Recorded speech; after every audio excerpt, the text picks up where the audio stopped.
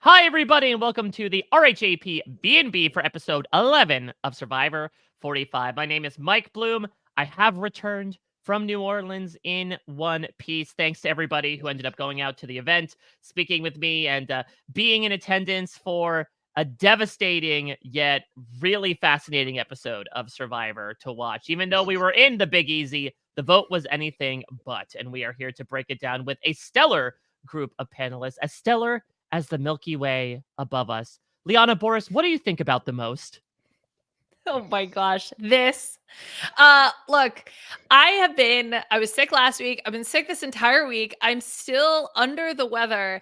And honestly, I'm kind of happy because it made the blow of this episode a little bit less because I was like too sick to really process like what was happening. The fact that Emily goes home with just one vote against her, absolutely devastating to me. But, maybe we can work through some of this. I can get the feelings out of my system. All right, well, let's bring in our grief counselor for this week's B&B, though I don't think he realized that was what he was preparing himself for. This is Survivor. It's full of surprises. Sometimes you have to counsel people through getting rid of a fan favorite. But we had this guy on during our one and turns out only Big Brother 25 podcast, but you also heard him on the feedback show earlier with Rob back in, I believe, actually, another live event we did back during the New York City episode, of course, from Keep It, as well as a bunch of other stuff out there on the internet, pop culture, and otherwise the great Ira Madison III. Hi, Ira. Hi. Oh What a my, week. Hi. it's been a week. It has been a week. I mean, What a week. looking back on the fact that you were there or you had, gone on with Rob in episode 2. I mean, think about how many things are different. If you look back on episode 2, you're like, that's Sabaya. Yeah. She's got what it takes. Oh, they're going to get rid of Bruce soon. They're done with his antics. And look at where we are now. I did not think that, this tribe the original tribe would be decimated like this. Aren't they tied? Didn't someone tweet this? Aren't they tied with another tribe of being like the worst placing ever? Yeah, something like that. Because there was a bunch of those seasons in the middle where like there were 4 tribes of 4 or 4 tribes of 5, and Mm. most of them got wiped out in the pre-merge. But yeah, it's for the first time in a long time. Lulu, we love them, but in true Lulu fashion, 4 of them got voted out in the pre-merge. Caleb got voted out in like 11th, and Emily just left in 7th. And it's wild Mhm. because I feel like, Sabaya was there, Caleb, Emily, like these were all people who at the beginning of the season were everyone's like tops. People thought that these were people who were going to be in the finals, might even win, and they're all gone. I know. It's kind of sad to see the final decimation of the Lulu tribe because it was like Emily sort of hanging on in this last position. Hmm. And I think as I mentioned, it was really difficult also to see her go. Obviously, there was only one vote cast against her with Julie voting her out. However, there seemed to be more at play, right? Dean knew.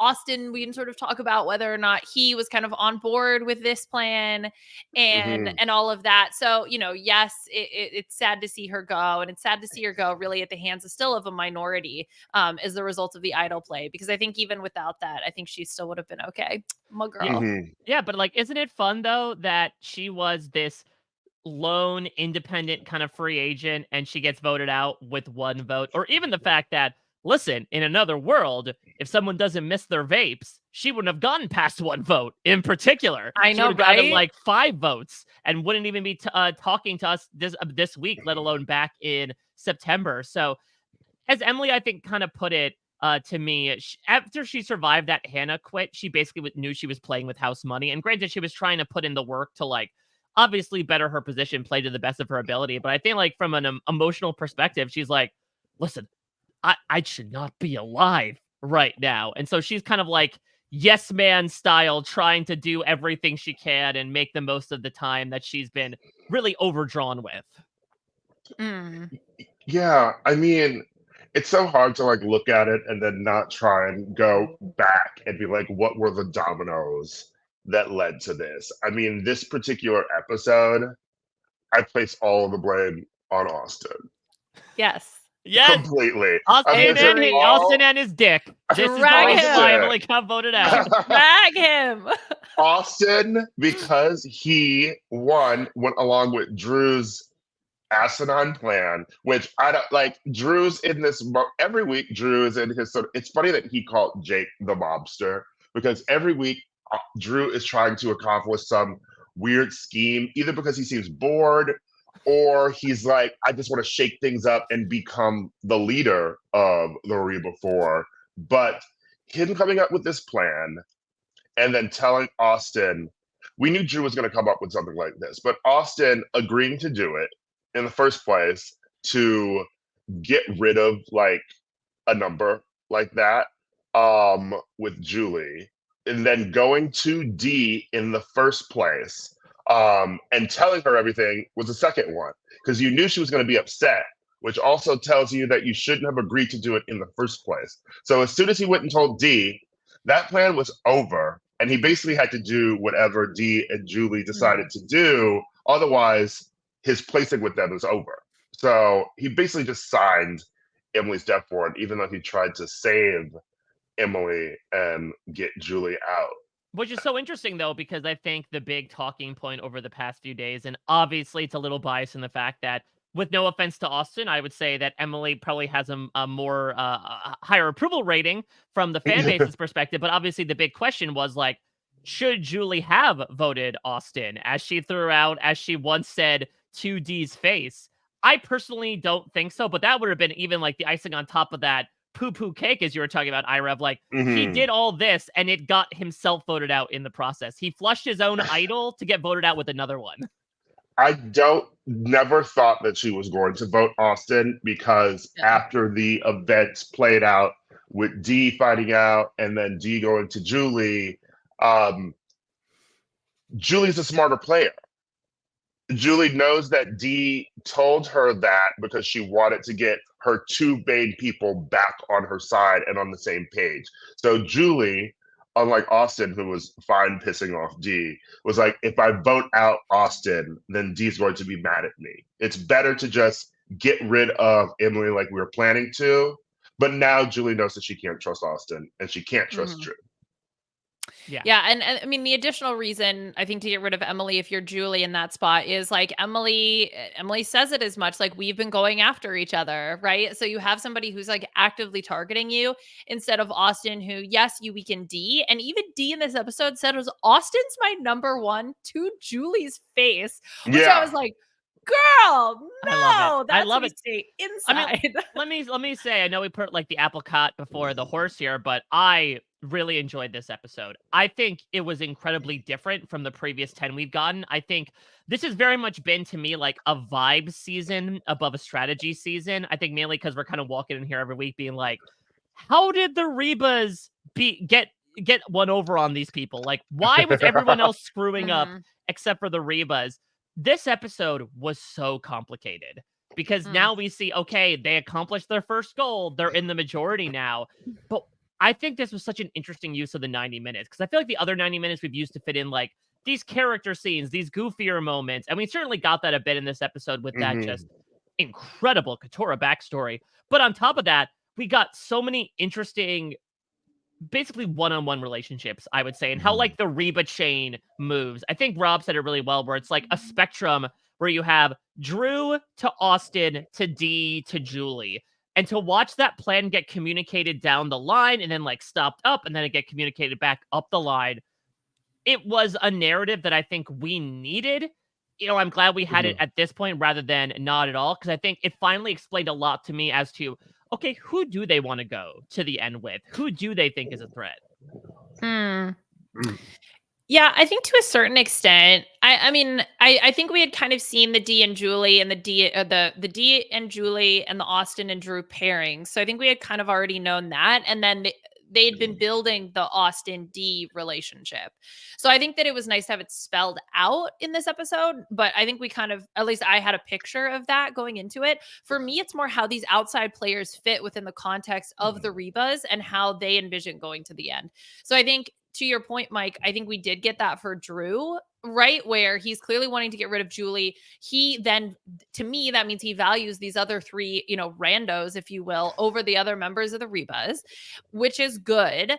And then, but then how does that fit into sort of everybody else's plan? Like, I wish we had gotten more. This is all about the Rebus, and I almost kind of wish we had gotten more from like, what's Katura thinking in all of this? What is Jake thinking in all of this? Because I still don't have like a good understanding of what people are envisioning for their final three, except for I know Julie wants to take D and Austin and D want to take each other. That's pretty much all I know.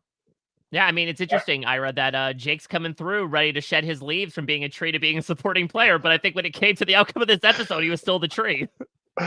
I mean, I love Jake, but I would largely say that I do agree with Liana that I feel like I need more of what these people's strategy is because no, I'm going back to the beginning with when I was talking with Rob about the beginning of the season, and I feel like a lot of people's concerns at the beginning of the season was okay, people aren't really coming in as overly strategic, foot on the gas players. We had a lot of fans early on in the season, super fans early on in the season, and we had people quitting. We had people like who weren't ready to like be on Survivor. They were more, I love this show, I want to be a part of it, and then they realized this isn't what I signed up for.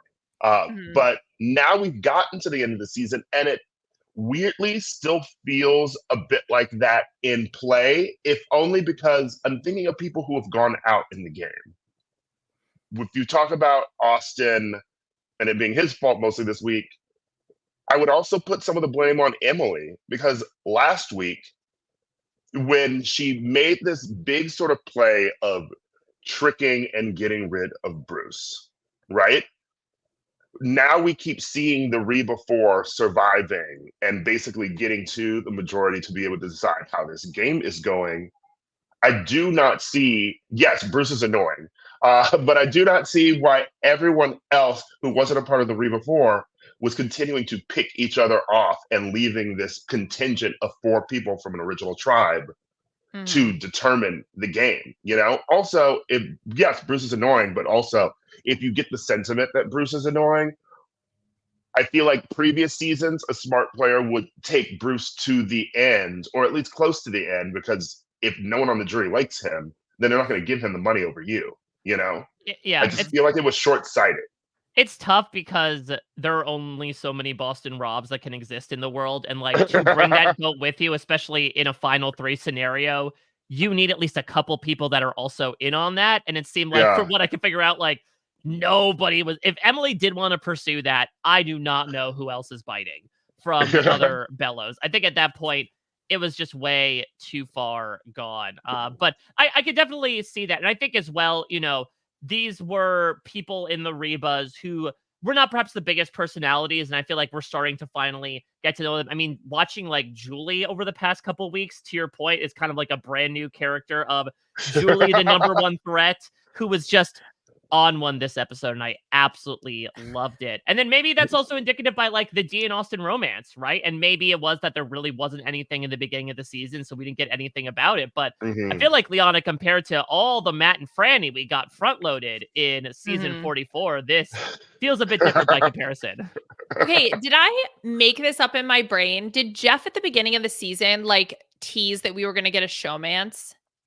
I think he had said he Or definitely am did it I for 44. I think he may have said something for 45. okay? Because I have for some reason that imprinted in my brain, and it could have been leftover, like just carryover from the season 44 preseason press that just never got Mhm. completely flushed out of my brain. Yeah, But I actually just republished my 44 interview as my 45 interview, and I didn't think anyone would notice, but thanks, Liana, for calling me out. you're welcome. Yeah, I know. I pay attention to the details. No, so I like in my brain, I feel like I knew that there was going to be a showmance at some point. So it was more just like, oh, is it going to be Dean? It's got to be Dean Austin, right? It's got to be Dean Austin. Then eventually, you kind of see like this kick up now.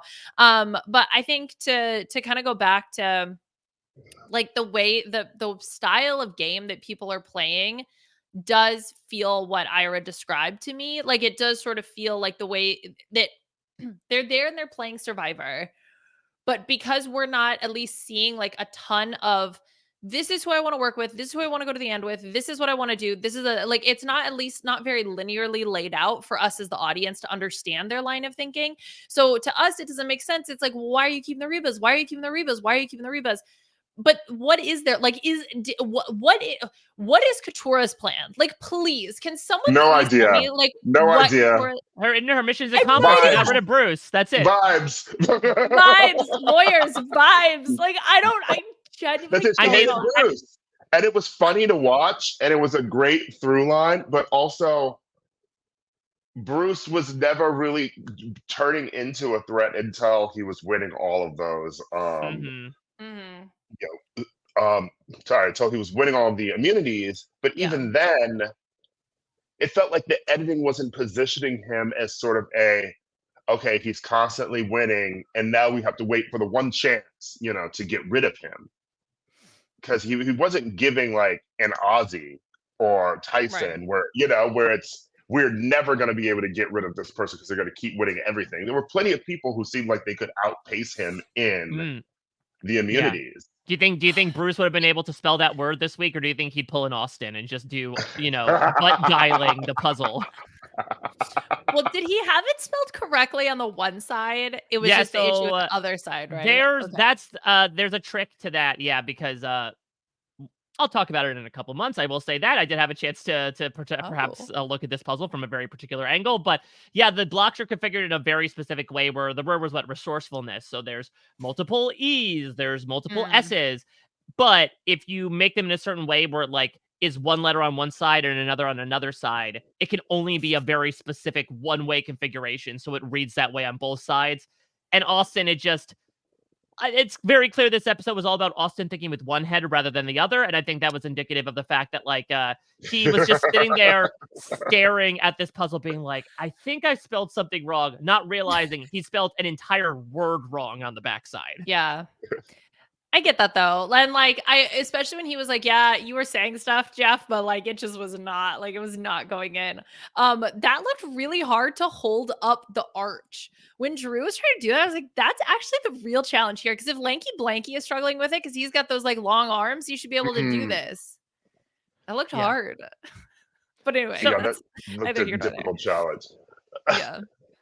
Yeah, I want to go back to the Julie of it all, because I know, Liana, you had brought up about, again, like, why get rid of Austin here? I think it just really goes to show, like, our own perspectives of kind of looking at these people as pieces of, like, well, Austin is the middleman between all these things.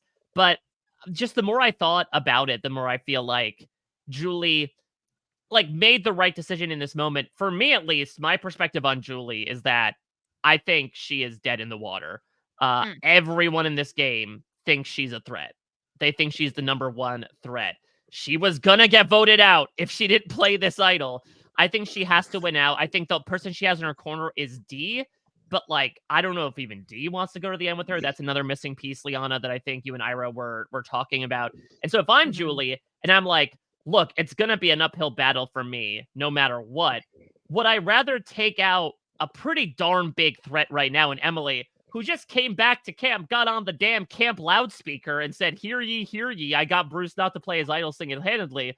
Or am I voting out Austin, who maybe from our perspective checks those boxes of like, young athletic male who had idols. Oh, he has a perfect resume. But from what Drew is expressing to us, really seems like actually he's not perceived as big of a threat as we may think. Mm-hmm. Yeah, I mean, I don't know. It's weird that Austin isn't coming across as a threat because I mean, when I was every week, when I was like, who do I want to win this game, and who am I finding like playing the best game so far? Austin was really always right there towards the top, and he seemed like every week to be going through with no one really knowing that he was this big threat. I mean, he's athletic, and he was winning things for his team when he was on the individual tribe. I guess he has won one immunity, right? Last week. Mm-hmm. But I couldn't also, and maybe it was my brain just not paying attention, I could not remember who knew about his idols though. Because I knew that he had the public one that he shared with the tribe, right? Or you So, shared it with Drew at least. Yeah, you are correct on that, and I think part of it is because of the fact that he had 2 idols, was that it was sort of brought up, like, after the fact, I think last episode, that, like, Austin told both idols to the group. Now, I guess the other question I had is, and we can certainly get into Julie's frankly badass choice to be like, "Thanks I for the love it. idol, Austin, I love it. I'm not giving it back. I love it. What's incredible about it is that, like, there's no fury behind it. Austin had more ire from being deprived a sandwich than having his idol stolen from him. That is wild. But at least, and the wild thing is that Austin gave Julie the better idol. Yeah. Yeah, I was shocked. Yeah. But did he just grab it by accident out of his bag and be like, "Oh, I cooked the wrong one"? It is very silly that he did. Yeah, well, Maybe I he's didn't. just not that smart. Honestly, No, I put a math mean, problem in front of him, maybe. though. No, the thing is like I had actually completely forgotten that there was that caveat to the amulet idol. Yeah. So in my head, I had just written it off 2 idols. Yeah, whatever, good till final 5, blah blah blah. But then when he mentioned that, I was like, oh my God, Austin, Jesus Christ, like get it together. Like just can you swap her? Can you just be like, yeah, this one's cuter. Can I like have this back and then try to do something about it? But I think it kind of goes back then also to Drew's decision of like, this is the prime time to target Julie when she's holding on with every might she has to that idol. Like, Drew, why are you I don't know. There were just so many baffling decisions in this episode, which again, I just wanted more context for. Like, why was now the exact right time to target D? Or to target Julie. And then from Austin's perspective, like, what did he actually think was going to happen? Like, in the confessionals, he's like, yeah, I'm going to tell Dee so she's not upset with me, but she's definitely not going to tell Julie. Like, bruh, like, come on. Oh, even at camp when Drew's like, I think Julie knows. Austin's like, I'm pretty sure that's not the case. Yeah, so then I'm like, is he dumb? Like, is he dumb? Or is he lying? Does he know? Is he trying to be like, oh yeah, no, it's fine. Like, it's definitely not going to happen secretly. Like, he wants to stay. I don't know. I think Austin had a couple of rough days out there. I know obviously Emily was the one who had it the roughest, but I think we're kind of coming around on like Austin was not very far behind. I just constantly also wonder, I need like more of the backstory on his choices because it seems like he's lucked into a couple things working out in his benefit too. Like, yes, he targeted J. Maya. That because he was pissed off about the sandwich, right? But when we were watching the Kelly episode and her going, we got no internal backstory. We got no interviews or anything that showed that he was like, you know what? Let me actually go with this plan to take out Kelly because then my amulet is activated. You know, it just seems like it happened by happenstance and not like he's been driving any of the good things that have happened to him in the game, which makes it seem like you get to a final 3. That's the kind of stuff that you would want to tell the jury. You know, I got this amulet with these 3 people. I took them out. I did this. But it doesn't seem like any of that has been articulated by him in an interview unless we just haven't seen it. Yeah, right. Which again lends credence, I think, from what Drew was talking about how, and maybe it's also we see this sometimes with tight duos, tight trios that like it's tough to separate out their gameplay. So maybe it's this type of thing that Drew and Austin are kind of like canceling each other out. That despite the fact they look and act so different, that it's like, well, what's a Drew move versus what's an Austin move because they're being seen as together. I mean, I think has Drew made a move. I mean, he was the one that was the one pushing Kelly, like, to go back to That's that. fair. He was the one that was really pushing it. But I think what's interesting is, you know, you talk about Drew as the mobster. I don't think we're talking about the Don. I think we're talking about the D as the true mobster. This is what the 4th week in a row that D's like, oh, I want to get rid of this person, so we're getting rid of this person now. Now, granted, this was a bit different because the numbers were not in her favor, but she still used the information to her advantage to get what she wanted done. I think that Dee has always been this kind of player. I've seen her as this player from when she won the immunity, and then she was the person who immediately was like at Tribal when Caleb mentioned her name. Yep. The next week she's like, Caleb mentioned my name, he has to go. She seems very Sandra-esque in that respect because she's like, Sandra, you know, like you mentioned my name, you're going. She always did that, but Dee has the added benefit of winning immunity challenges, unlike Sandra. So like she has always seemed like this power player to me, and maybe maybe not the most entertaining. Like she's not Sandra-esque in that she's not really giving you funny one-liners or creating funny like conflict situations. Yeah. At Though I gotta camp, say though, her but voting confessional, "Play Your Damn Idol," was one of my favorites of the yes, season. Yeah. but she has sort of gone under this radar too with everyone else as being this humongous threat, which is good for her, I guess. Yeah. She's got, and I think the benefit of that was shown this week with Austin stupidly telling her the plan, and then Julie not voting out Austin out of loyalty to Dee. So now Dee got rid of Emily, a threat to her, and she has two people who consider her like a number one. Yeah. Mhm. I think for me, barring any sort of like last minute everyone compares notes, because again, Julie is more out in front than Dee. Drew even said in this episode, somehow Julie's threat level has risen and Dee's has fallen, despite the fact that she was targeted like right from the merge. And I don't know. I don't want to jinx it, Liana, but I feel like there's a very good chance we see Dee in the final three. I think I see Dee's Dee our winning. winner. I Yeah. think Dee's Okay. winning. I I think think Dee's we've winning. gotten the narrative. I think it's been laid out. I think we've seen so much of how she's built power, how she like even from that toe moment, right? To the toe win. mint. Like she has such a great she has such a great narrative. I don't see it in anybody else, to be honest. Yep.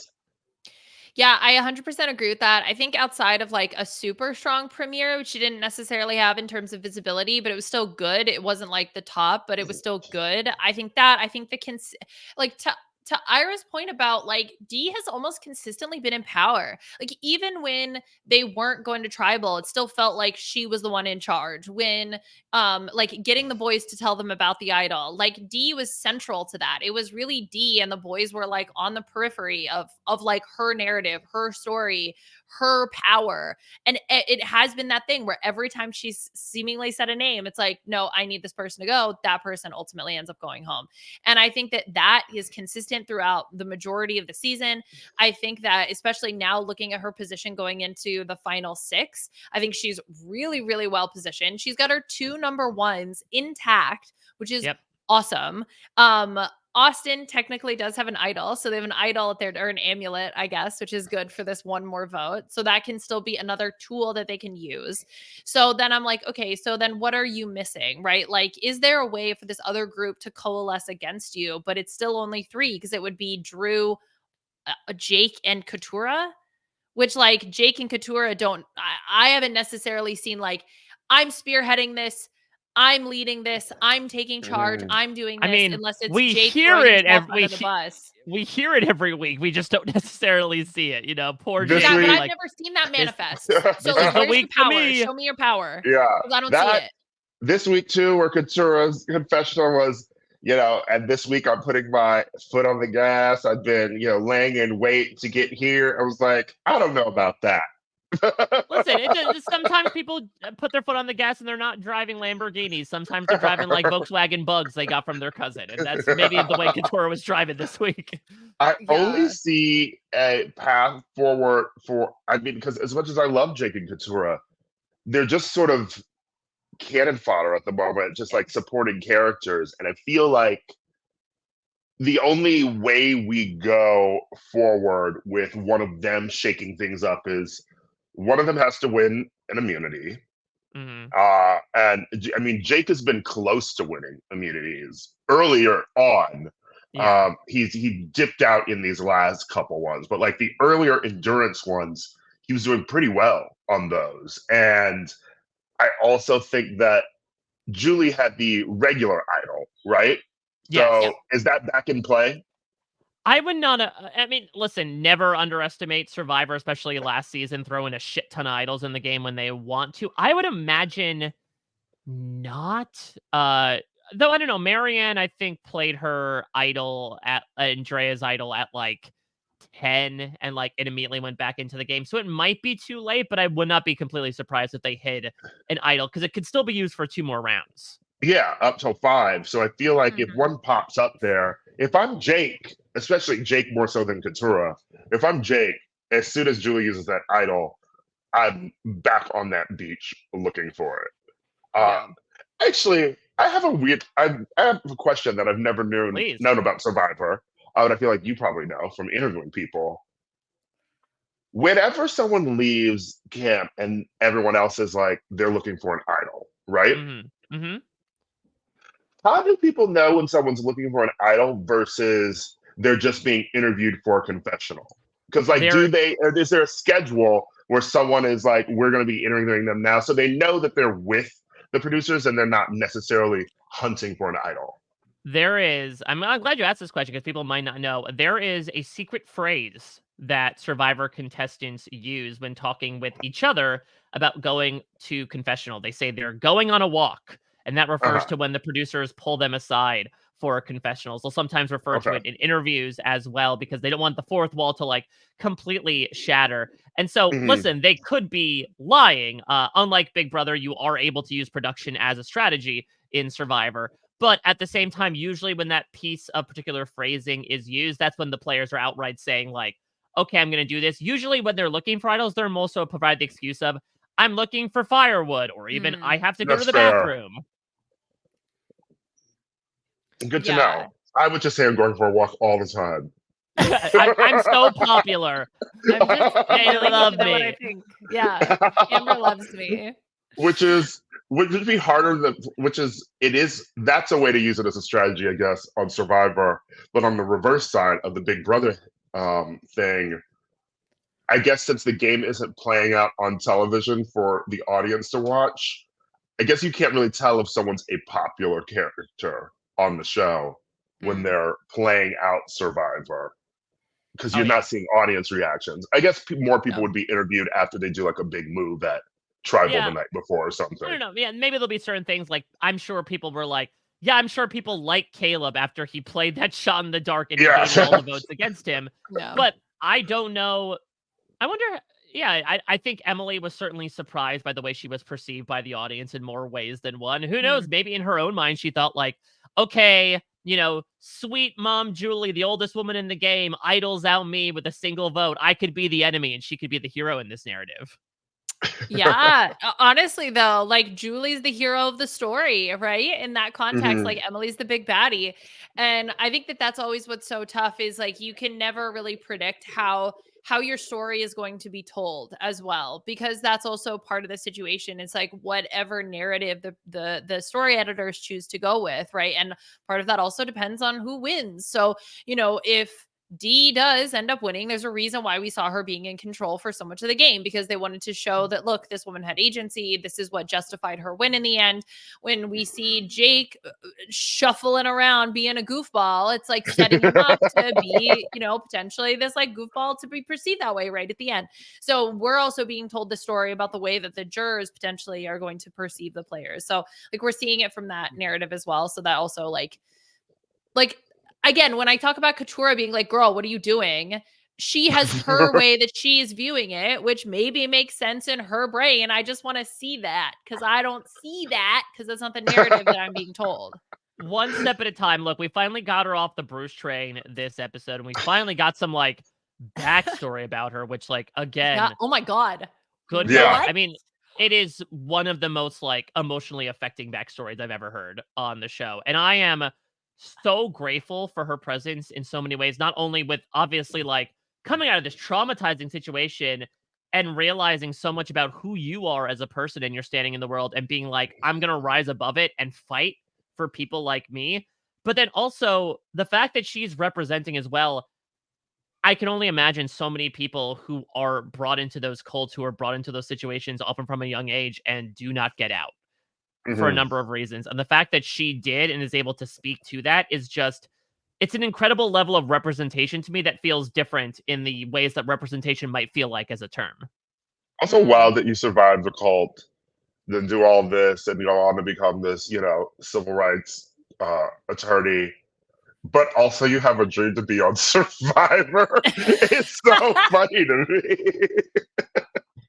I mean, it's Like, wild. And this is something she actually talked to me about in the preseason. She's like, She was kind of like, not in the realm of like, I needed a break, but she's like, I need to remember I'm more than my work. So like, let me go out and do something completely different. Hell, you know what? Let me lie about I'm being a lawyer straight to a lawyer's face while I'm sitting with the other lawyer on the beach.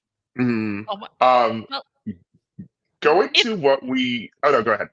well, I was thinking, if I escaped a cult, like, yeah, Survivor is at the top of my list. I mean, obviously, I've never been in that situation, but like, girl, you survived. Like, that story kept getting more and more intense when the fact that she Yeah. was gonna be the like new wife of the cult leader, I was like, Jesus, Mhm. like so wild. And then yeah, to be like Survivor is then your call. Like, you did You'd also survive. pick Survivor, right? Because Serene talking about Big Brother versus Survivor, like at least Yeah. Survivor, you're on the beach, you can Oh, walk away, you can have a long it would time. be. Surviving a cult and doing Big Brother would be hell. I mean, that's the literal definition of out of the frying Drama. pan into the fire. It's like, well, I don't like being raised in, politicized belief systems where I'm ruled over by one person 24 hours a day. I'm gonna go on Big Brother. Yeah, very cult. um, I'm interested in, I guess, these people. Though I love her backstory so much, and I like that we got it towards in this episode. It was really affecting, and it was reminding me of when we were there for that viewing of the episode where Kelly went out, right? Mhm. And someone asked Jeff um, about returning players seasons, Hmm. and the idea that we have to get to know a bunch of people before we have a season where we do bring back people for the new era. And I don't know, seeing that Katura backstory and seeing how people are playing out this season in particular, we are getting so many more dynamic, different kinds of Survivor players that I'm really interested in seeing what they do in the future, right? Because we know Mhm. there's so many great Survivor players who kind of had a wonky or weird first season and then they come back and they're amazing. Like I would love to see Couture and Jake in particular, what they would be like on Survivor again after they could watch themselves at home. And now know to do this. Or even Emily again, right? Because Yeah. now you're at home knowing that you're a fan favorite. So you're not Mhm. going to go in with those same insecurities that you had when you were worried, do people hate you Yeah. at home? But it's a little wild though because I think if you were to ask Emily, first off, she said in the moment, right now she's not interested in playing again. Mhm. Mhm. But if she were to, I think we would actually see like a very almost conservative Emily in Mm, her behavior. Mm. She told me as much that she obviously watched the show. She was a fan of reality TV. She did not know a lick about any of this, about the community. She was very much mm, asking herself, that show's still on. Like, she did not think there were that many fans out there. And she's told me that if she had known that there was as voluminous of a community out there, especially on social media, she would have approached things differently. She would not have mm, been Mhm. that full self. And so I'm kind of glad she was a casual to the fan base, if I'm being completely mm. honest, because if this is the result of what we got, and especially how it was such a metamorphosis for her over the course of the season, I'm happy for it, and I do feel like that actually might be a bit of like an unintended consequence of casting so many super fans in the new era Mhm. is almost the hyper awareness sometimes of, okay, I know the community, I know how I might be coming across, and perhaps you, especially in those early days, maybe self-editing a bit. Mhm. Mhm. Now we're playing Survivor. Yeah, exactly. Yeah, I kind of didn't think about that, about like how her behavior might change as a result of like of now sort of knowing the fans, the Mhm. existence of the fans, I guess, as well as their responses. But wasn't she the one who applied because of Gabler? Yeah, she was the one that was Yes. like, Okay. "Screw that Okay. guy, I'm gonna apply for the show." And Yeah. again, if she was aware, I think, of, like, the entire pregame press structure, how highly publicized it would be, she wouldn't have said that. Because she Mm. knew, Mm, like, that would be something that would have been sent out, definitely would have gotten into Gabler's ears, so I think that, again, that's just a thing of ignorance can be bliss from a certain perspective, and how what's also sure. interesting about this cast is that as much as we love the like chronically online people, we really do, we feel seen, but like there's have been so many people in 45 that only started watching a few years ago because of the pandemic, and I think that does like make you could obviously do your research, but I think it does make you inherently less unaware of just like how deep the freaking iceberg goes. You're maybe like 1 to 2 levels deep. But as a result, that culminates in you, I think, coming in with a sense of, okay, I know what the game is, and acting like your true self, which, as we saw in Emily, resulted in like a freaking entertaining character. Yeah. There's a difference in, talking about your favorite Survivor player at the lunchroom in high school 15 years ago, and you're still watching it, versus I just watched this during the pandemic, and here are 200 new people that I've never met before, and now I'm figuring out this game. Yeah. Well, let's continue to stay on this Emily train. How can we not? Let's get into some preseason predictions. So Liana and I, before the season, we each put in some predictions for how we felt Emily and her 17 compatriots would do. So look, I don't know what Liana wrote. I did watch the draft, so I'm actually going to put this in the hands of Ira. Do you want the good news or the bad news? Who do you want to hear from first? I want the bad news first. So I think I will start then. Okay. Because Emily was the first boot of my fictionalized season. Mike, that's so rude. I didn't want it to happen.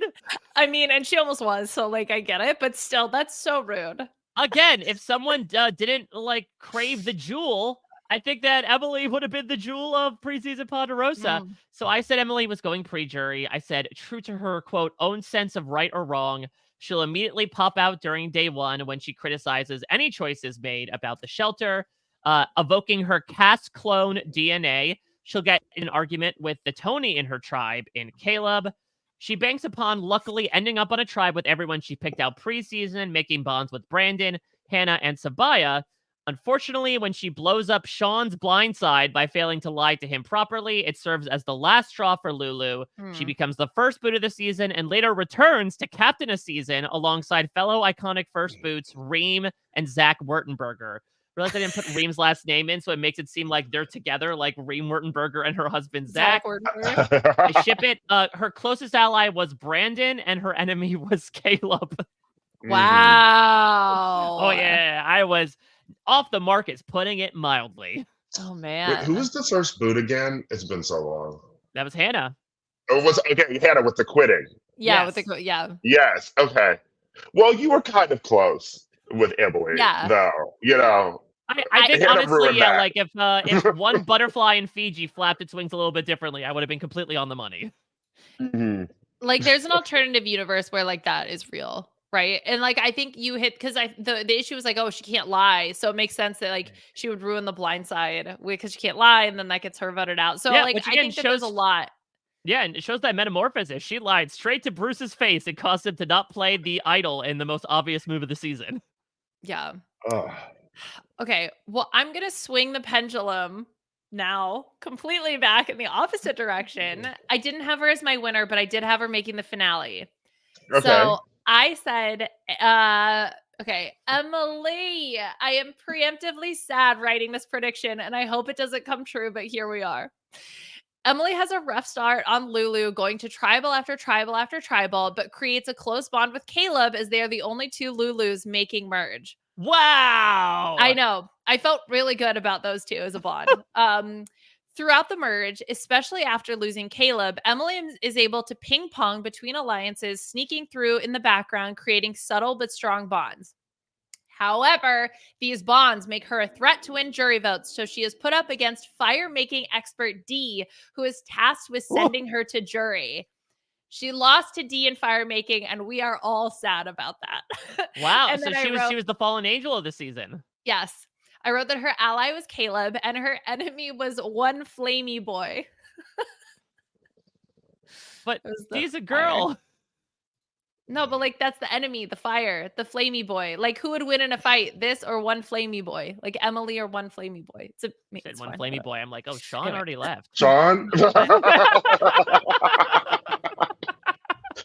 I hope Sean is okay with his husband right now.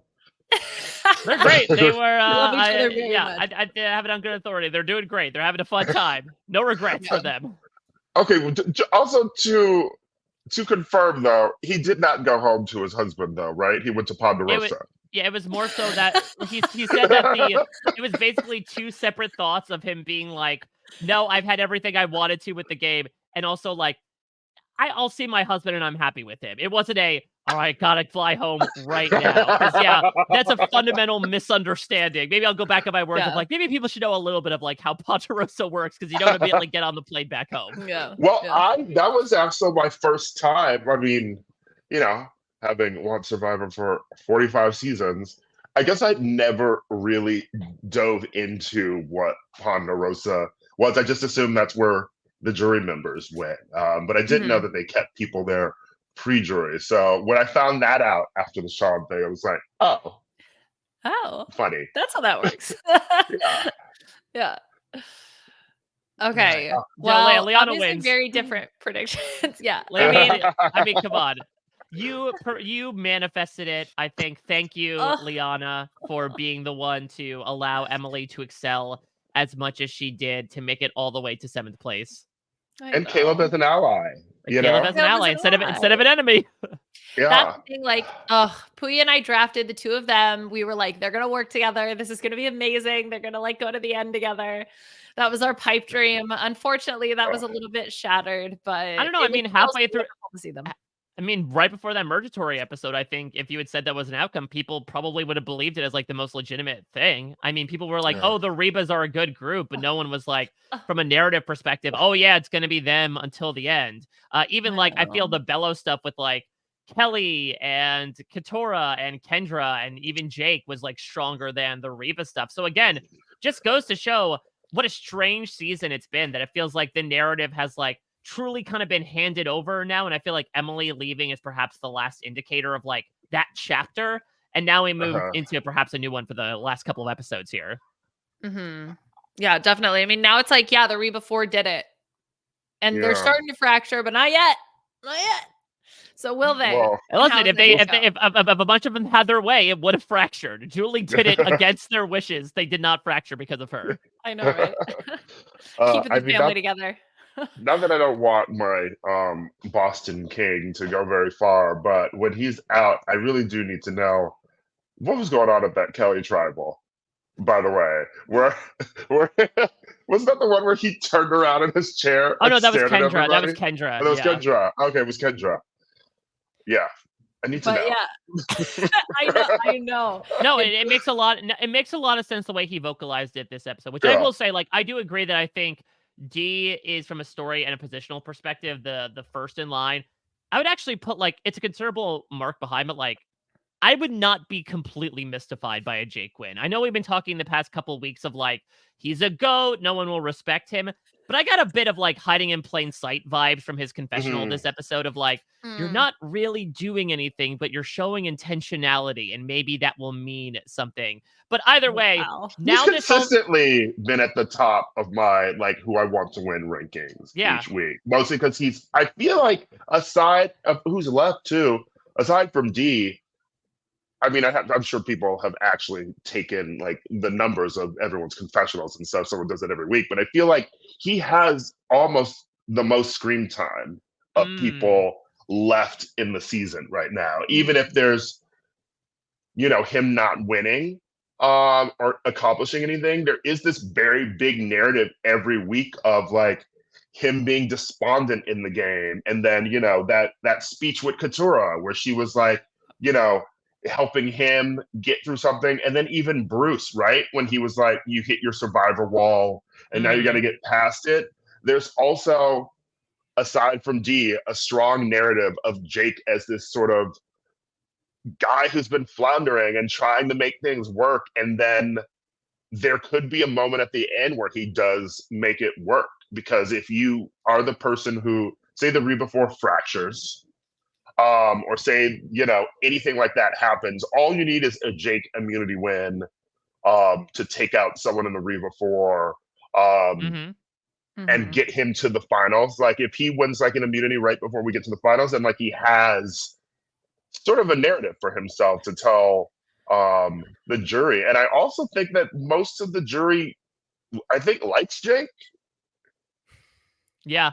I mean, it depends. Like that you like them, but like, do you respect them is another thing. And I think that also depends on like who the jury is as well, because some juries I think pref likability above respect, others pref respect above likability. I did pull up a confessional chart right now. So Emily has the most of the season with 62. Second place, you want to give both of you want to give a guess as to who's second place in confessionals right now? Oh, that's Drew. left. Yeah, what do you think, Ira? I'm also gonna go with Drew. He talks a lot. That is Yeah. correct. Whether it's Jeff pulling historical references out of him. Yeah, He is always chatting. Drew has 56 confessionals. I won't have us go full down the line, but who do you think is third? Who do you think is behind Drew and Emily? I'm Jake? gonna go with Jake. Yeah. No?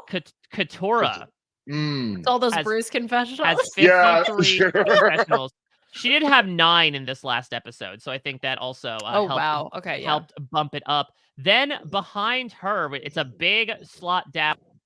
From 53 to 42 is D, 41 is Jake, and Julie is 35. So actually, I do agree with you, Ira. Maybe it's this sort of like confluence of he's getting a lot of screen time, like he's a big character, but we're not necessarily hearing his individual thoughts within confessionals a lot.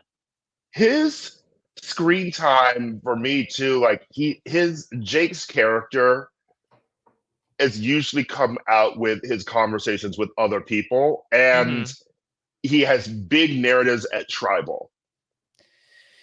Yeah, so I was thinking about Jake's edit, and it's interesting to hear that he's actually lower on the confessional chart, because I do feel like we're always checking in with him. And I do think that has to do with the fact that he does have usually a big story at Tribal, whether he's being the decoy vote or he thinks he's the vote and he's not actually the vote. We're always checking in with him at the beginning of the episode, because like, how did Tribal go? How did you feel about it? Oh, I was, again, still the decoy vote. I gotta get out of being a trade, try to be a major player, whatever. Like, we're always checking in with him to be like, how's it going, Jake? Like, give me your narrative. But he's not maybe involved in like the strategy of that week, because he's like being in the middle and being played and all of that. So he's not the main power player in the weeks to like describe exactly what the strategy is, but we are constantly checking in with him. And I think that's why he feels like such a big presence, in addition to being sort of in the scene with everybody else, even if he's not getting those confessionals. So to your point, Ira, all this to say, going back to like, why did Jake do that thing at Kendra? My theory is that this is that guy who was hired to be an extra and is like, this is where I'll be noticed. I'll get called to the front of the line, so I'm not man number 3. So the director's like, who's that guy staring at Kendra? Bring him out a bit more. I want to see him. That kid's a star. He's bizarro Boston Rob, you know? Like, he got the accent, he's very Boston, but like everything that he does each week is like truly the opposite of the narrative you'd get for Rob each week, where he's running things. Yes. Yeah, it definitely, he just comes across also, and maybe it is because the accent, like just such a big presence, like a larger than life kind of presence. He just stands out. I don't know. I just don't know if he's going to be able to convince the jury to award him the vote. I just don't think that they're going to see him necessarily as a power player. They're going to see him as kind of a hang along, who ended up surviving. So I just think that that's a tough road for him to ultimately win. I think that he is going to have to make put those moves on the resume in these final couple vote outs to really make a case for himself. I think one of my favorite Drew things of this episode, of which there were many, was him changing the game in his own way. Resume, no more. We're not talking about resumes now. We're talking clout. It's the new Survivor term. People are looking for clout in this game. Julie has so much clout. Oh, if we get rid of her, that'll bring our clout about. I love that. It feels like the Survivor term for like the 2020s. You know, we're not using resumes anymore. We're all about gaining clout nowadays. I don't even send in resumes, you know? Who checks a resume anymore? You know, it's all about clout. Exactly. We're moving on. We're, in the way that business is maturing, we're keeping up with that. No more business cards, right? Do people still have business cards? Is that a thing? No, right? So. No, Some people exactly. do. Some people do. Okay. Yeah, well, I feel like that's one of the rare things that doesn't translate to electronics, unless you like. Remember like that phone app back in the days with iPhones where like you would bump phones and like share contact information with, maybe it's like, oh, I'll send you my business card through an app or something. I feel like if I were to go on to Survivor, I would definitely try to change the game even further by being like, I'm doing this for the likes. Oh, Julie, she's got too many likes. Yeah, we're doing that to smash the subscribe button. Exactly. Like, I got so many subs at the end, people. That's why That's- you should vote for me. That's you at Tribal, the pitch Yeah. to not vote me out, you know? And if you want to keep me here and play with me, hit the subscribe button Yeah. and let's keep on playing the game. Leave a comment down below. Yeah, leave a comment below. Tell us how you think we did. Yeah, I love that. Oh man. Okay. Well, let's get into our activity / game for today. Yes. So we are playing categories. So if both of Okay. you want to, you can either write it down on a piece of paper, you can type it on your computer, either way, just some place for you to write down for all of the different categories that I'm going to give you. I also have a category wheel. So we're only going to be dealing with category letters. Okay. So no X's this time. And I think we did like 90 seconds last time. So we can do that. I have 8 total categories and I'm going to send them in our chat now. Okay. Okay, it kind of was weird with the spacing. So I am going to try to make oh shit, I just sent the exact same message. Okay. The technology, smash the subscribe button. As Liana's doing this, just as a bit of a refresher, if people don't know what categories is for all the Gen Zs out there. That's Liana's commentary on Gen Z, by the way. Don't add us. Basically, how it works is that Liana has a series of categories. These are going to be Survivor themed, and she's going to give us a letter. Ira and I must then give a something that fills in each category that begins with the letter that Liana has. We get a point given Liana's judgment if we get one right, and then if Ira and I write the same answer, they cancel each other out, and neither one of us gets a point. So you're trying to look for the most unique answers that begin with that letter for that category. Yes. Thank you, Mike, for the explanation. Yes. I am slowly getting through because it's easier to see, I think, if they are individuals. So I am writing these out to you now. I'm going to spin the wheel and then I will go over the categories for the listeners while y'all are thinking of your answers. So creativity. Really go for it. You know, think outside the box. Be creative with your answers because some of these are, can be interpreted in any way. Some a little bit more straightforward than others. So, are both of you ready to begin the first round? Let's do it. Yes. Okay. Question. I'm going to yes. We have the same questions, right? Yes. Yes. You're both going to be doing the same. For this first number one, or does it have to be this season? No. It can be any season. Yeah. Mm-hmm. Okay, cool. Yeah. And you can do first name, but I will accept like last name also. I kind of don't really care. But just, it can be you're not limited to last name. You can do first name also. Okay. Okay. So your letter is P.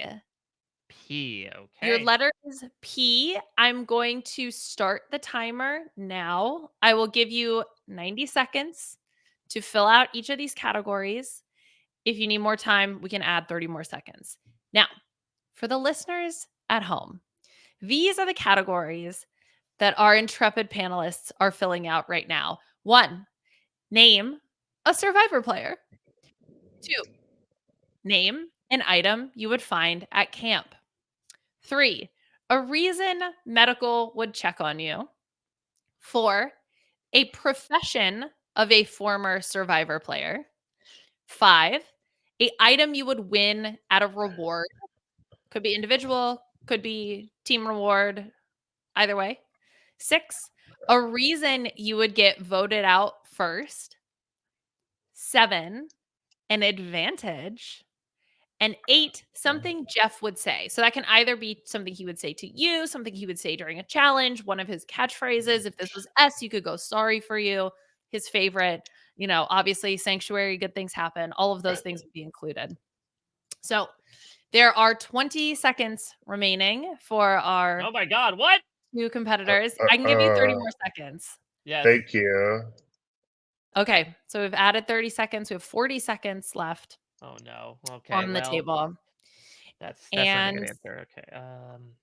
Oh I man. am very excited because I went back and I listened to one of the times we played categories before.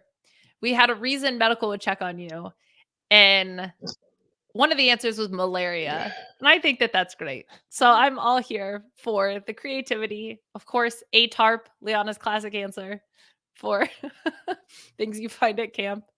Yes, We a have, tarp. I remember that. yes, 15 seconds remaining. Okay. And then we will get to the answers. Remember, these have to be unique answers. If they both answer the same thing, neither of them will receive any points. Oh, boy. 5 seconds remaining.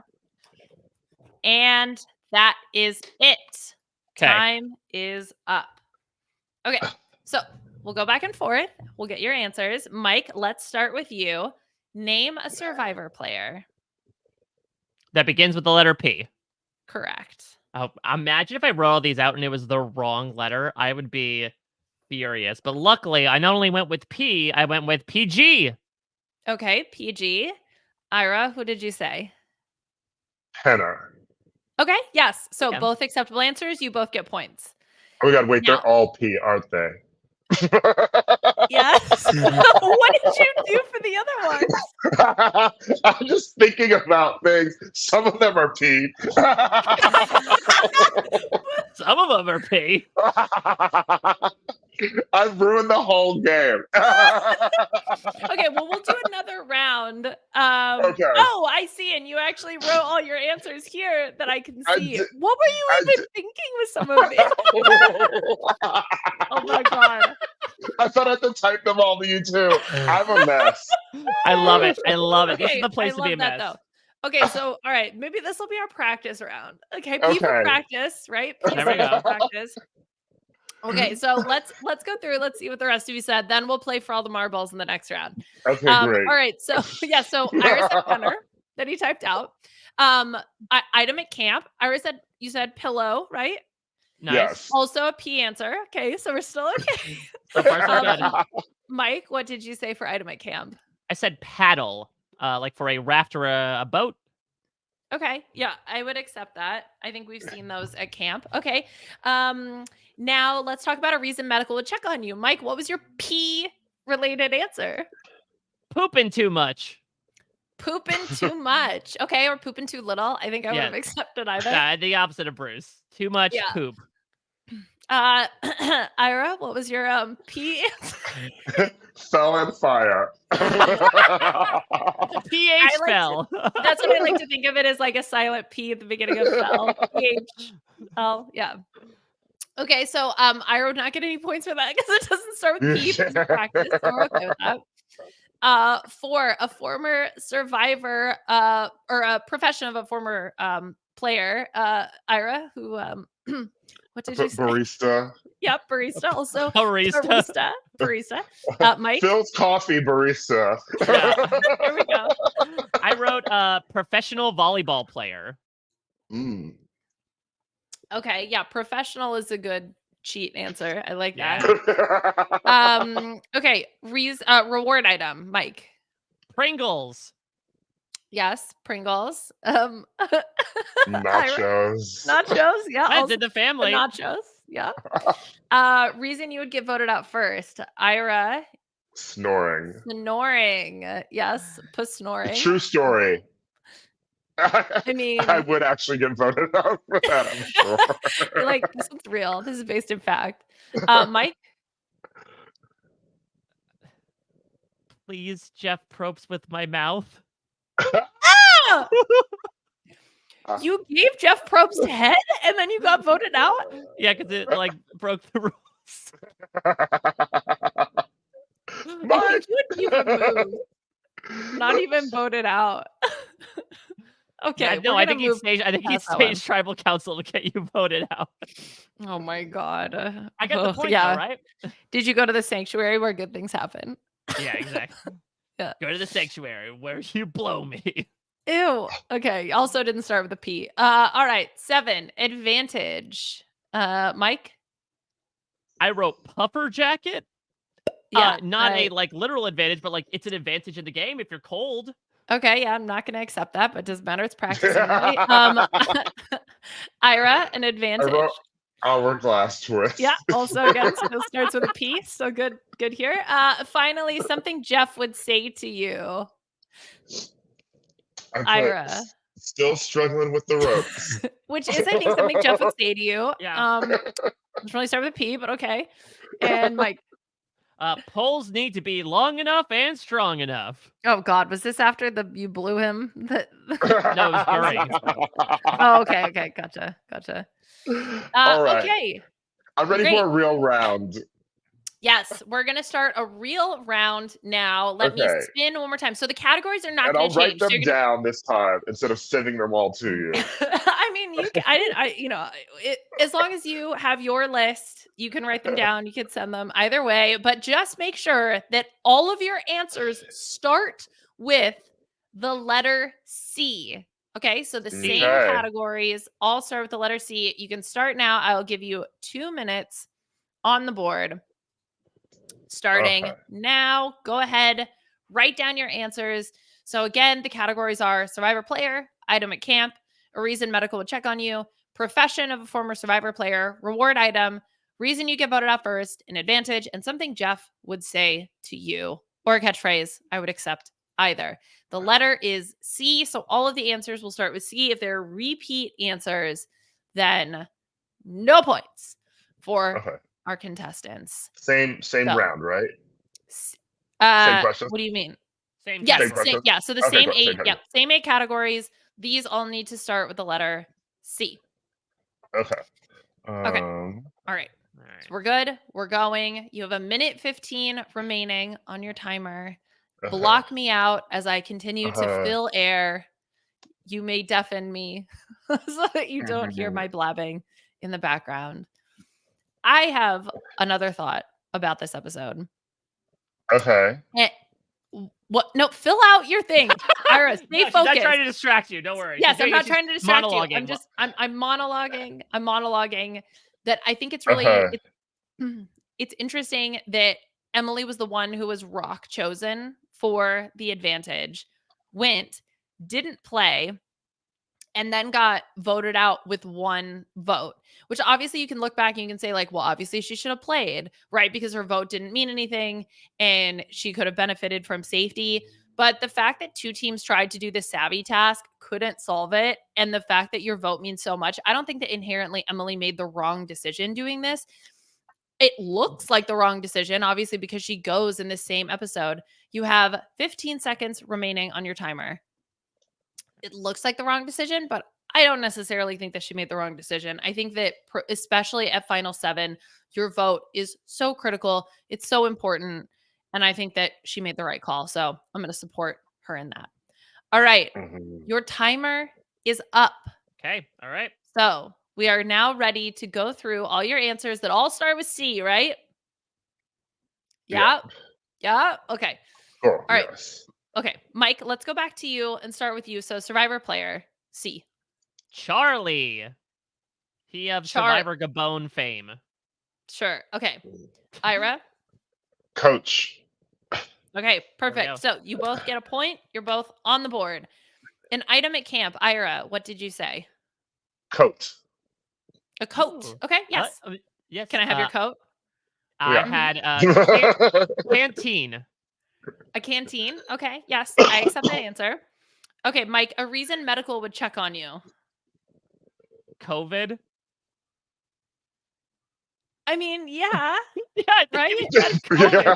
They probably want to check on you. Okay. How are you getting that on the island? Sanctuary. Good things happen. Okay, Ira, what did you say? Crabs. I mean, I think they would check on you for crabs too. Yeah. Maybe Dee and Austin got a little bit closer. How would they deal with that? Like if someone got an STI. Yeah, but they give you like antibiotics though? Because I feel like they're on pretty good regiments of like not giving medication during the season. Yeah. Someone would have to have it coming in, right? And not know they had it. Do they test? They must do like a full physical before, right? That's fair. Actually, don't know. Like, I would you don't know you had crabs before you went on Survivor? Can you I don't know. imagine finding out that's how you have like syphilis or crabs? And it's like, yeah, because I got tested go when I was going out for Survivor. Well, Having that's to what call all your happened sex to. partners. I mean, listen, I could have gone with a much more dark version of number 3 and said cancer, but that's what happened with Courtney Moon, where she got medevaced from Survivor One World, and she went to a doctor's appointment, and they're like, "Oh, by the way, you have cancer as well." And she's like, "Well, I guess I'm glad I broke my wrist and got medevac from Survivor to my find out I had God. cancer." Well, that's less exciting than chlamydia. Okay. Yeah. Well, you both have 3 points. Let's move on to Cool. a profession of a former Survivor player. Ira, what did you put? I put cosmetologist. Ooh, I like Wow, that. you guys are doing so good. Okay, Mike, what about you?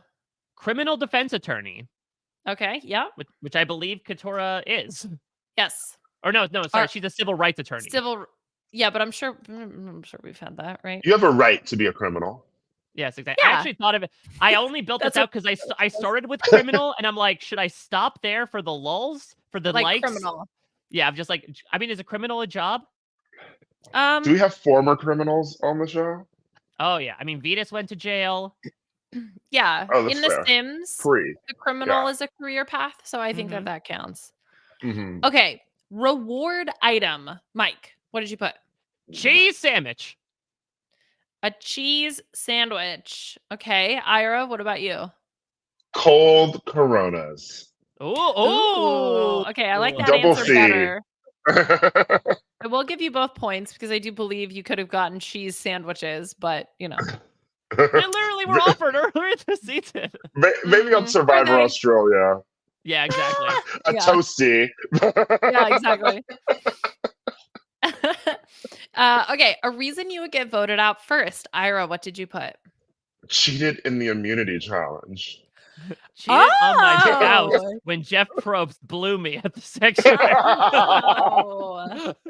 So you cheated and then you lost the immunity challenge as a result of the cheating, or like did you lose regardless of the cheating? Like were you disqualified? How did this happen? I think maybe I was disqualified, you know? Okay. And then the Yeah. tribe voted me out because they didn't respect me cheating. Yeah, they didn't want a criminal on their team. I feel Jeff at that tribal, it's like, we're not going to kick him out, but I'm telling you all, make the decision. Yeah. Do Yeah. you want to play with someone who cheated? Well, that's what It's he up did with to Hannah. you. He's like, I'm not Yeah. going to let Yep. you quit, but if everyone else decides, we'll make it happen. If everyone else decides you want to live with this ruffian, with this ne'er-do-well, have it reflect on your consciousness, go ahead. Yeah. Mhm. Okay, Side Mike. note, speaking of not cheating, Yes. you know what I've always wanted to see happen on Survivor? And Ooh, maybe it tell me. happened on one season where I missed it or something, or they reshot it. You know, like the Mhm. things like, where they're holding, even a competition like where they were all balancing, right? And the Mhm. things are there and you can't knock them over. Like, has someone ever accidentally leaving just like accidentally knocked someone's thing off Oh, in a that would be challenge amazing. and ruined it for them? Like, what would Oh. they do then? Would they have to reset? So I've definitely Right, like, seen. Yeah, I haven't like seen it like from a Nicole. physical object perspective, but I certainly have seen like people accidentally drop out of endurance challenges because like someone else fell. The one that I'm thinking of is when it rains it pours, which is the one where you hold your hands with the bucket of water Yeah. in Micronesia, where it's Yeah. like, oh, someone got out and I'm so distracted it made me move my hand in the bucket of water. I mean, that's the reason why Janelle lost Big Brother All Stars. So that's probably the Yeah. closest we've gotten to it. But what, like, you know, the one with like the pole where they have to have the long pole like on their head? If you like Yeah. turn and like smack the person next to you, like what happens? Because it's not like they Yeah. were distracted. It's like me leaving. I like smack someone with my big stick. I don't know. Okay. Well, we'll see. Maybe one day. My All right. cheating in the immunity was going over to knock over someone's puzzle. Oh, get out of here. No, that's not for you. I like that you specify the type of cheating. Like, I love that. Okay, great. Good. And then Mike, what did you put? Did you cheat as well? No, I think quite the opposite. I went very timely and said, can't climb up a ladder. Aw. Aw. Okay. An advantage. Mike, what did you put? Choose your champion. Oh, yeah, okay. The twist from a couple seasons ago where Cody got to pick who won last gasp, and if he got it right, he got immunity as well. Okay, yeah, that's good. That's okay. Yeah, you're good at this. Okay, Ira. Control a vote. Yeah, Oh, okay. yeah. Oh I my think god. that was the one that I think that was like the one that Heidi had last season. You guys are so good at this. Okay. We're our last category. We have a tie at the moment. I've accepted every answer. I think you guys are rocking this. Something Jeff would say to you. Ira, what did you put? Come on in. Oh yeah. Oh, Mike, what did you say? Oh man. I am so lucky my brain is stupidly wired because that would have been like the number one answer, right? And Yeah. if I wrote it, it would have canceled out. No, I went with choose one other person to bring on the reward with you. Mm, Okay. Yeah, that is something Jeff would say to you. Wow, you guys smashed this. Apart from yeah. not understanding the rules in the first round, Ira, overall, you both did so good. Ah, I don't even have a tiebreaker. I think you both win. You both smashed it. What a fun categories game. I'm very impressed. Thank you, great. Well, Liana. That was yes. fun.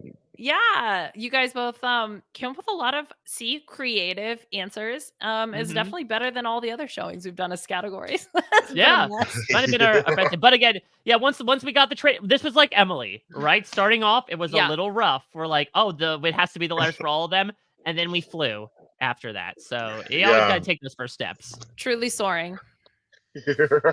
Well, let us fly into our final couple of things here. Of course, every week on the B&B, we shed a spotlight to our guests to shed a spotlight on their own to a charity or cause other C words that are very important to them outside of the silliness and survivor-based shenanigans that we talk about every week on the B&B. This week, Ira, it is all on you. What charity or cause do you want to highlight to the listeners out there?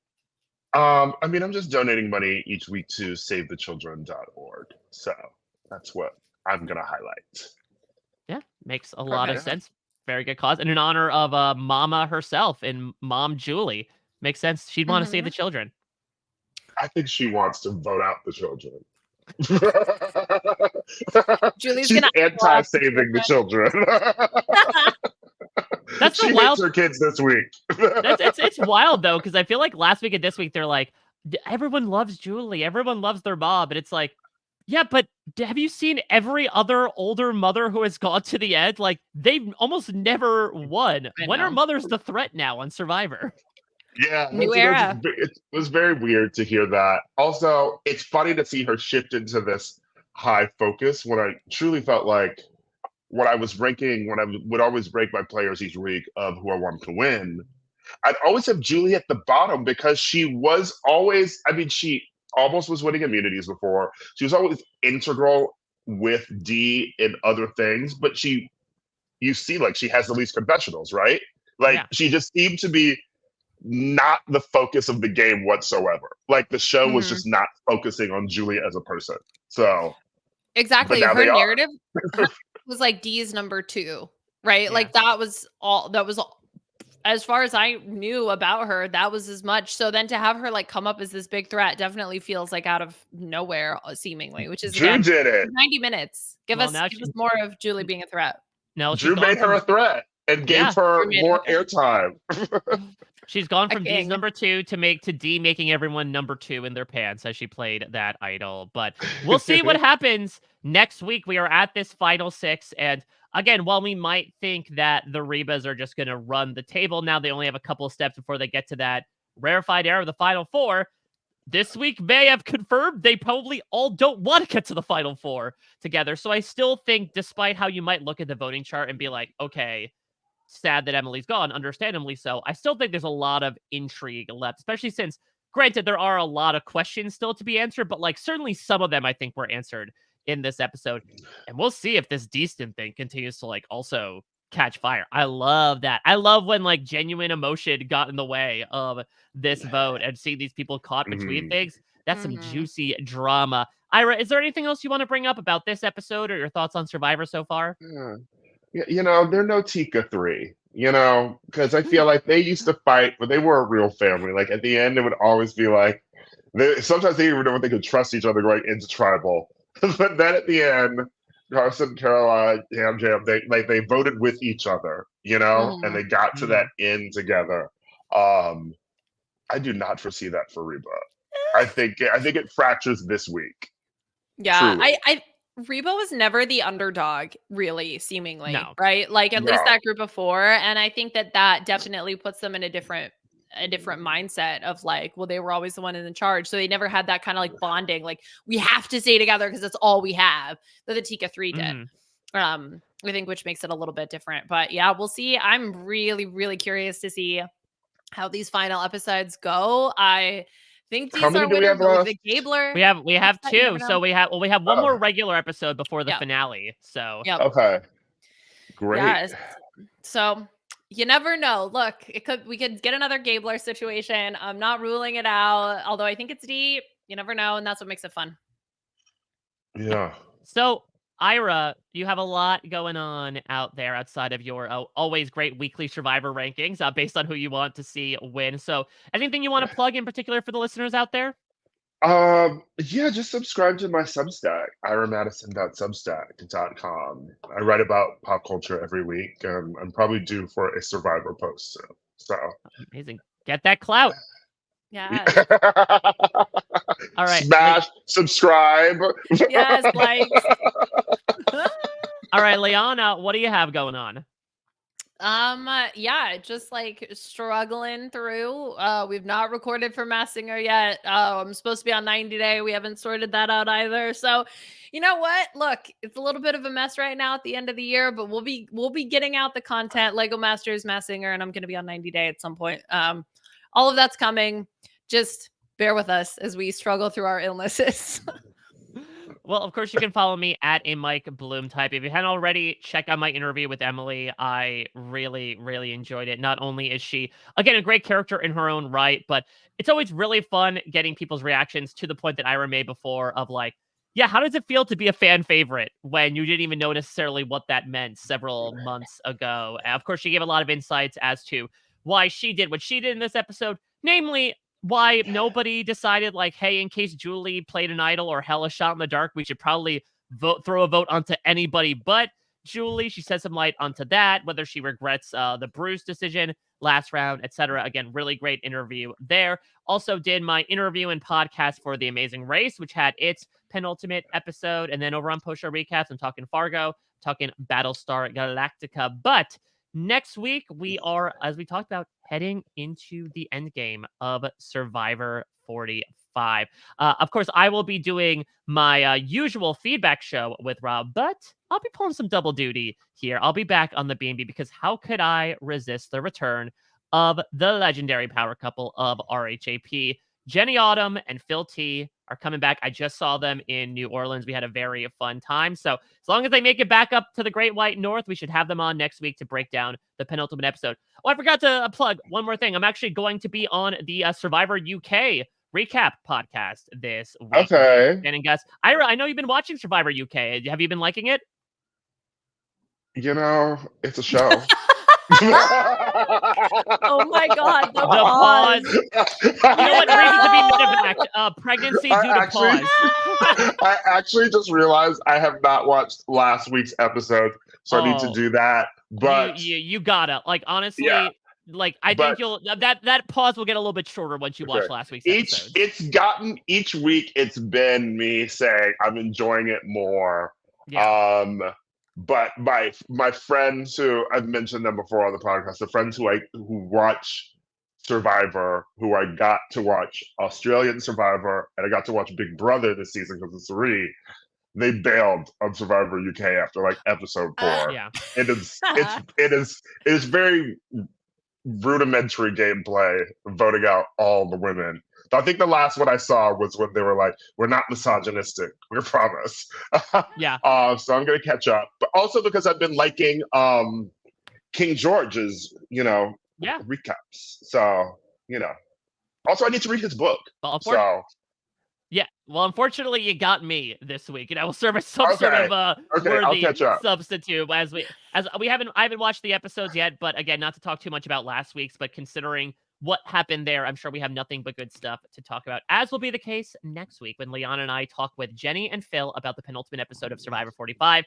Send us game ideas, hashtag RHAPBNB on social media, hashtag get that clout, or email rhapbnb@gmail.com. thank you all again so much for listening. And again, like a really profuse thank you to everyone I met down in New Orleans for coming out to the show. I heard a lot of really great comments about the B&B in particular. To all of you that endured us doing a 30-minute deep dive on the freaking Playing with the Boys segment frame by frame breakdown, like this podcast is for you. And it feels really validating to like meet those people, you know, in person Yeah. in a manner of speaking. So I love getting to do this each and every week with such great people talking about such a great show. And we'll be back doing it again next week. Special thanks to Scott J. Pierre and the entire RHAP team for editing everything behind the scenes. And Will from America for his fantastic theme song. Again, next week, Liana and I recap episode 12 with Jenny Autumn and Phil T. Until next time, everybody, we'll check you out at your next stay.